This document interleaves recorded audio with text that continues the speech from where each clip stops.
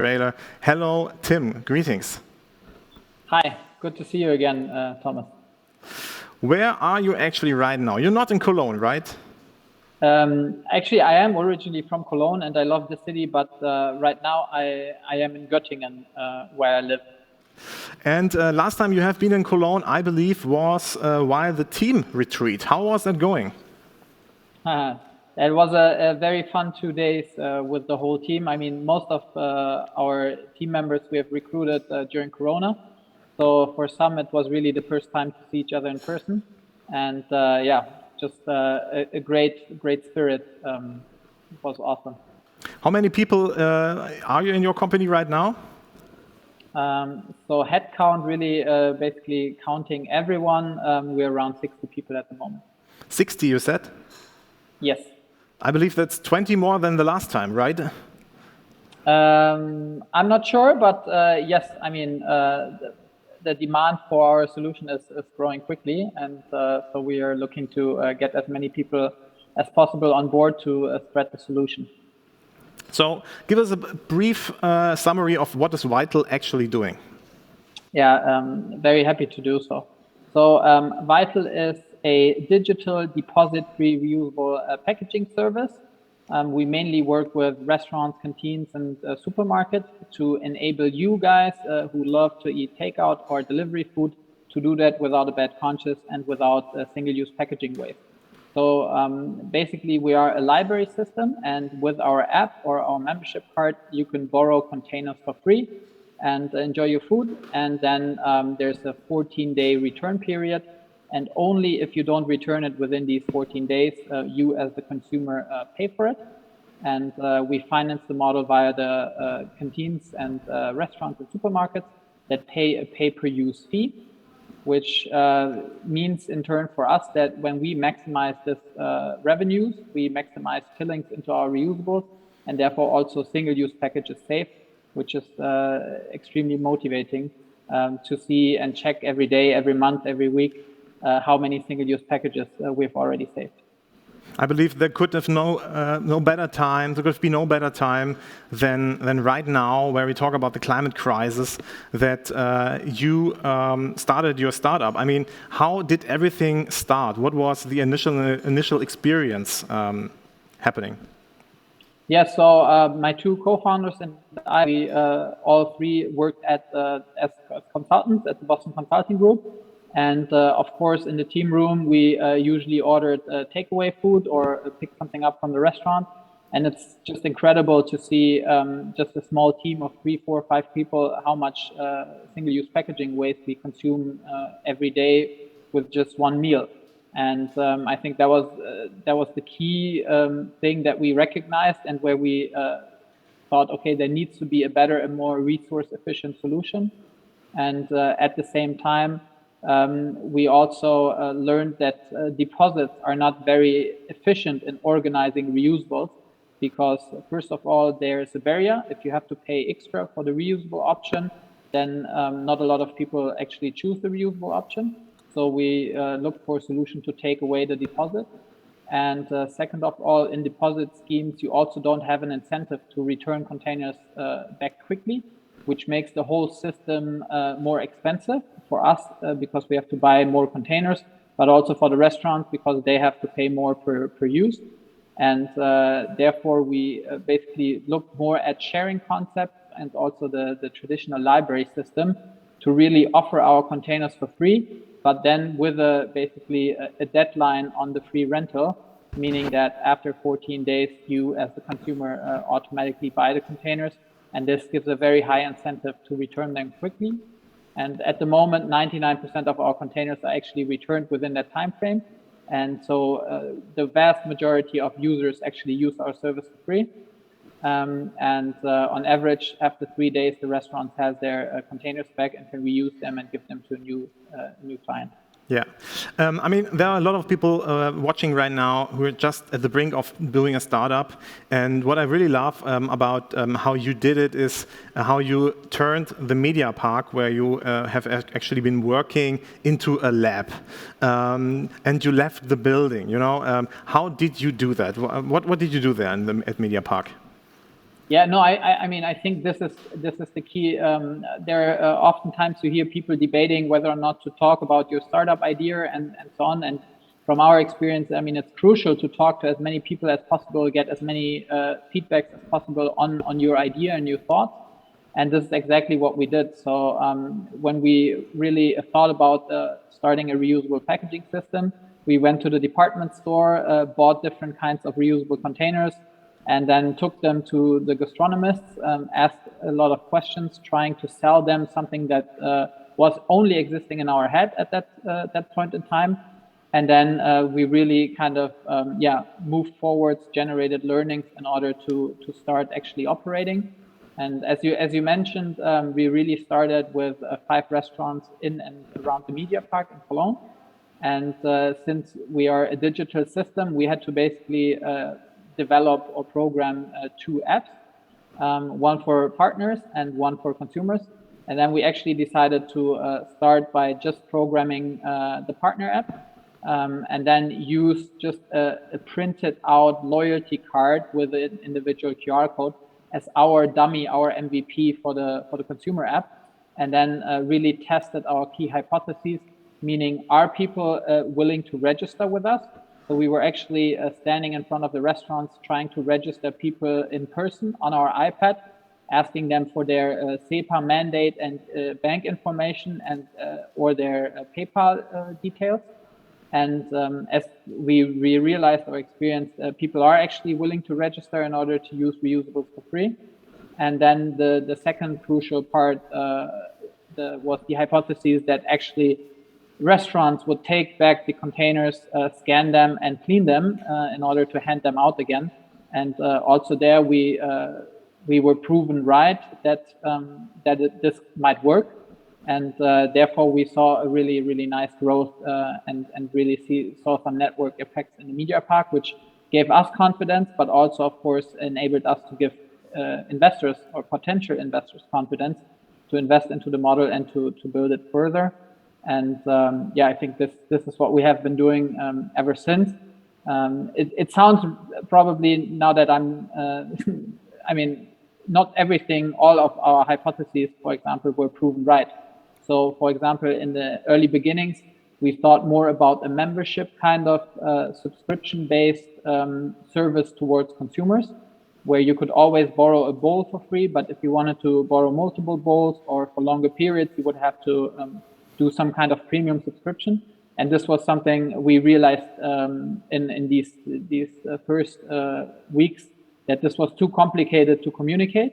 And this is, for example, why we switched to this very easily communicated system where you can borrow as many bowls, and then it's on a per bowl basis, that if you keep the container longer than 14 days, then you automatically buy it. And we offer you an incentive to, even after you've bought it, to bring it back into the system, which is good for the environment and good for the efficiency of the system. So you developed the product, tested it in Media Park, and then decided to go to Höhle der Löwen, which is a very common show here in Germany about founding startups. Lion's Den, there are a lot of international formats like this. In what kind of state was Vytal back then when you did that? Yeah, I think we went there extremely early in the phase of our startup. So we were basically just 5 or 6 months old, or 5 to 6 months live. We've been working on the idea for longer, and had basically just generated in the whole history of Vytal roughly 1,000 euros of revenue. So typically this calls for startup founders to be ripped by the lions in the TV studio. But I think what we were able to do was really convey the vision of a system change and building a digital platform, which then can be used by many gastronomists, by many users, and really combine basically for-profit impact. And I think this is what actually led in the end to an investment that Georg Kofler, in our case, really was able to buy into the vision of revolutionizing the takeaway and delivery space by making reusables as easy and convenient as single-use, and even better. Because if you think about it, then with our reusable containers, you actually get a lot more value for your meal and for your convenience, because you can use them to store the food. You reheat it in the microwave. It's leak proof if you want to transport it, which is also good for the delivery drivers. And for example, with our cooperation with Gorillas, the 10-minute grocery delivery store, we also offer you a solution where you can get your empty containers picked up at home or in the office or where you are. So if you order from Gorillas your groceries, then you can add a Vytal return product to your basket, and then actually have your empty containers picked up. And I think this is exactly what we are envisioning that reusables become the new standard for takeaway and delivery food. Yeah. And you won an investor at Höhle der Löwen, but you couldn't communicate it not because the show was actually broadcasted several months later, so you couldn't do any marketing with it. Then you wanted to start and really grow big. What happened next? Yeah, I mean, that's exactly, you close the deal, and then of course there's some due diligence and final negotiating going on. And so we actually were in the TV studios in March, closed the deal officially in June, and then in September the show was aired. So that was really the crunch time for us to build a network as big as possible. And I would say that of course we couldn't openly communicate about being on the show. But obviously, we negotiated a big collaboration with Rewe supermarkets, for example. And of course, in those conversations, you already mention and you give a preview that, hey, there will be 3 million people watching our pitch on Höhle der Löwen in the end of September. So that obviously helps the sale. And what was really interesting now, looking back from a little further, is that back then when the show was aired, our partner network was roughly 300 restaurants. And that, of course, was a big improvement to the 30 we had at the end of March. But nonetheless, that's almost nothing, right? And in February this year, we had a revisit, which is, of course, a lot shorter in terms of airtime on TV. But our network was far bigger with 1,300 restaurants. And you really could see that we were in a much better position, being relevant for the TV viewers. And therefore, actually, the revisit was more successful for us than the actual airing for the first time. Yeah. In terms of converting users, I mean, brand building, of course, done. Of course. I mean, what happened after you closed the deal was Corona started, the COVID pandemic started, and it's like you started at MediaPark, and suddenly there were no people anymore at MediaPark. So, what did you do? Yeah, no, very, very good point. Actually, I think we were one of the last recording days for Höhle der Löwen where you could actually like hug the lion or, you know, have some kind of physical contact, shaking hands and these kind of things. And that was in the beginning a real shock for us, of course, because also of our partners, there was high insecurity, uncertainty. People closed their shops for a couple of days and just to see what happens. And we started a side project and just a really quick hackathon kind of thing to offer the digital ordering. So basically build a portal for our partners, but also for anyone else in Cologne to offer takeaway food on a digital platform. So basically a little bit like Lieferando. And this enabled us to build very good relationships, not only to our partners, but also to new gastronomists. And what actually happened after Easter was that we saw that a lot of gastronomists, I mean, they're entrepreneurs themselves, right? They don't like to not work. They don't like to not make revenue, of course. So a lot of them switched and focused a lot on takeaway and delivery, which then, of course, fueled our further growth because we were able to provide them a solution, and especially the restaurants that did not offer takeaway before they were now looking for high quality packaging for the high quality food, which made selling Vytal even easier. Absolutely. And looking into the chat, we always want to look in the chat today. We have somebody writing, I discovered Vytal by chance a year ago, and I love it. Great news, isn't it? Excellent. and I'm loving that you guys help us save single use. It's amazing. Absolutely. And somebody asking, Wolfgang is asking actually, so how do you actually earn money? Yes, so a very, very good question. And the key revenue for us is the pay-per-use fee that we get from the gastronomists and restaurants and canteens. And then we also have a sign-up fee. We offer a lot of our partners to take delivery orders or food orders, pre-orders via our app. And we do get a commission on those as well.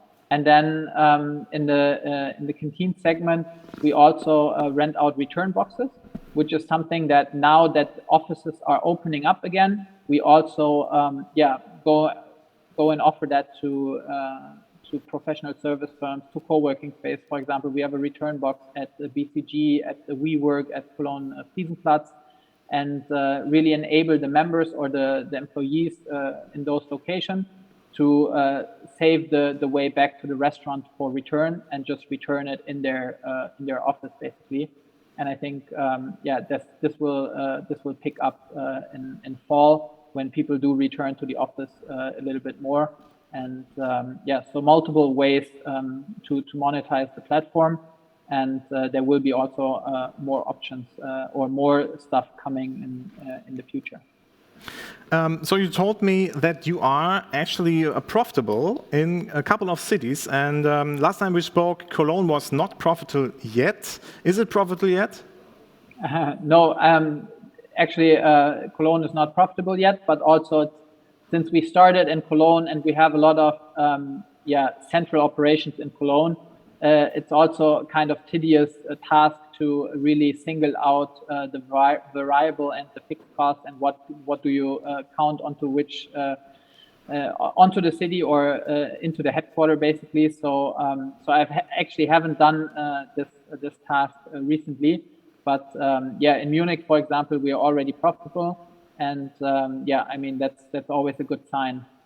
I mean, what I want to, of course, tell is the story of you're getting investments, you're growing rapidly, you're really going full in, and what is actually your strategy? What do you want to achieve? Yeah, I think what really is the key objective is to bring reusables to the mass market, and everyone who's listening can help us do that. Because in the end, we cannot behave the way we behaved, or we cannot, remain used. It's really the question that we ask ourselves: like, when did we get used to eating delicious food from trash? It doesn't make any sense, and therefore, I think this is really what we want to get going. That consumers think about this issue, and basically make reusables the standard solution, because in the end, packaging for takeaway and delivery food is a low involvement product. So you have to become the standard to really make a difference. And this is what we set out to achieve.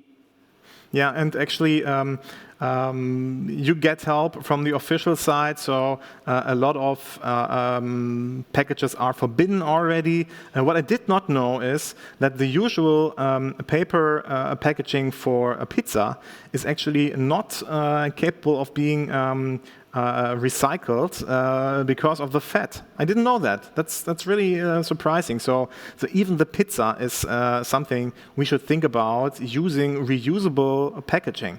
And as we are in the international part of home of NRW, what are your plans of going international?